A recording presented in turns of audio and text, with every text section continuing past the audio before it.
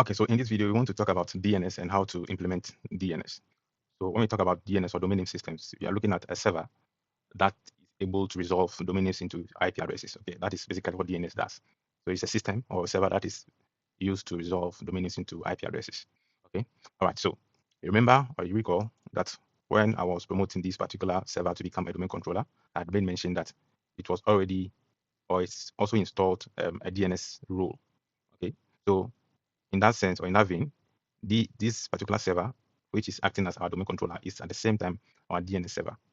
Okay, all right. Now, to be able to access the DNS or to work with the DNS, we had gone ahead to install the RSAT tool.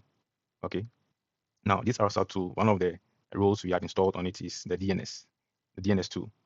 Okay, so if you want to access the DNS or the DNS server, you need to come here, which is the CL01, click on the Windows key button, and then type in DNS. Once you type in DNS, or you go to the Windows tools, right? You should be able to see some of the tools there. So like the DNS, which is this. Okay, double click on that. Now, once you open the DNS, it wants you to connect to it. It wants to connect to a DNS server. Now, it's asking from here, it's asking if this is the DNS server or any other PC or VM is the DNS server. I want to connect to it. Now, from our understanding, I had mentioned that this domain controller is at the same time our DNS server. So what we can do here is to enter the computer name or the host name here, or the full qualified domain name, which is dc01.homelab.local, or we enter the IP address of this server, which is 192.168.100.10. Okay. All right. So since they are both on the same network, we do not need to enter the fully qualified domain name. Mine is just to enter the computer name, which is dc01. All right. And then click on OK. So once you click on OK, it automatically connects to this particular server with this. So you see it's indicating dc01, which is this server, and telling you that this has a DNS. Okay, so let's double click on this. Now, when we come to DNS, we have two things we need to look at. We need to look at the forward lookup zone and then the reverse lookup zone.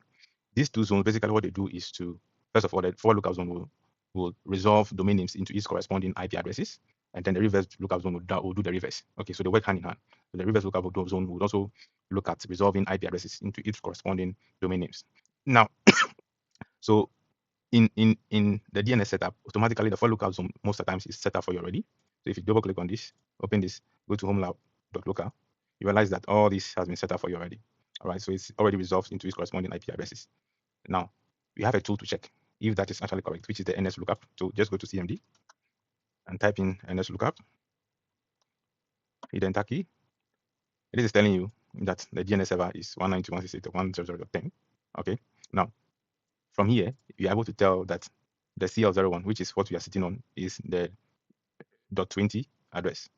Okay, so if you want to confirm, let's just enter the CL01 and see it's going to resolve into the 20, which is this. That resolved. Let's take another one, for instance. SRV02. This is .15. So SRV02. So it's able to resolve into the .15 for you. So it gives you the fully qualified domain name and then the IP address. Now, because the reverse lookup zone needs to be set up and it's not set up yet, if you enter the IP, it wouldn't be able to resolve back to its domain name. Let's try it here. So let's enter this IP, for instance. All right. Once we enter this IP, let's see the enter key, and it's telling you can't find this IP. So it's not able to resolve.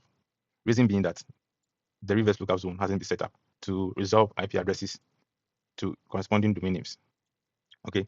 So if you are able to set it up, which is what I'm going to do now.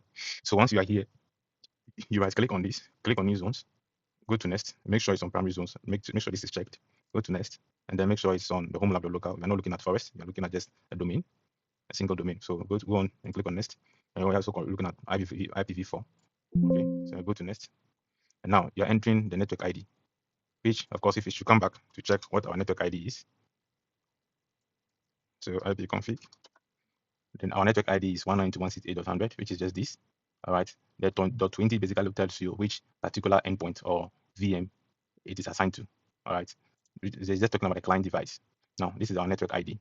Now, what is telling you that when I enter the 192.168, sorry,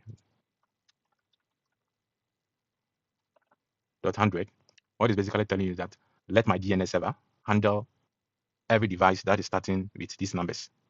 Okay. Any device or any VM that starts with these numbers, which is, for instance, this particular one, it starts with these numbers. My DNS server is authorized to handle it and to resolve any of its IPs. Okay, so that is what basically it's telling us. So once we are done with this, you hit then next, and then make sure it's on this, then next, finish. Yes, we are done setting up the um, reverse lookup zone. Okay, so once we are done, we are expecting to see the corresponding IP address and its domain name, but we don't see it. One of the things we can do is to go back to the home lab.locale, which is under forward lookup zone. Right click, for instance, on CL01, go to properties, check on the updates, and click on apply, and then OK. All right. Once you are done with that, when you check the address, you realize that these are automatically checked. All right. All these addresses are automatically checked. What it means is that once the DNS is able to identify the IP address within the forward lookup zone, automatically populates the reverse lookup zone for you as well. That is what it means.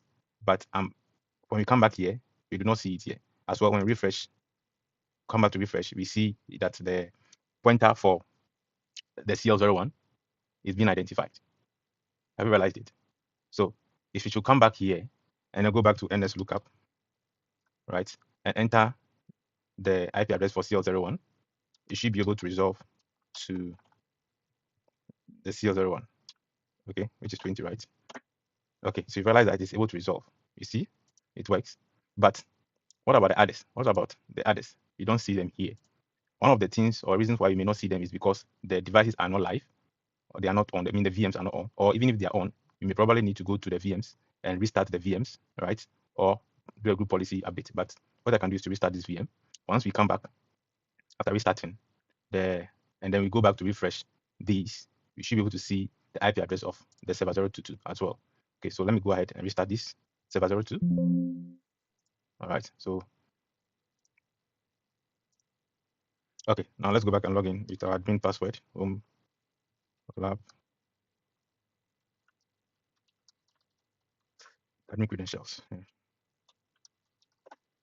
Okay, so this is being restarted. Okay, now we are here. Let's go back to CL01 and then try refreshing this, and you realize that the pointer has identified the IP address together with its domain name. So once we come back here and enter the IP address 192.168.10, sorry, what is the IP address here?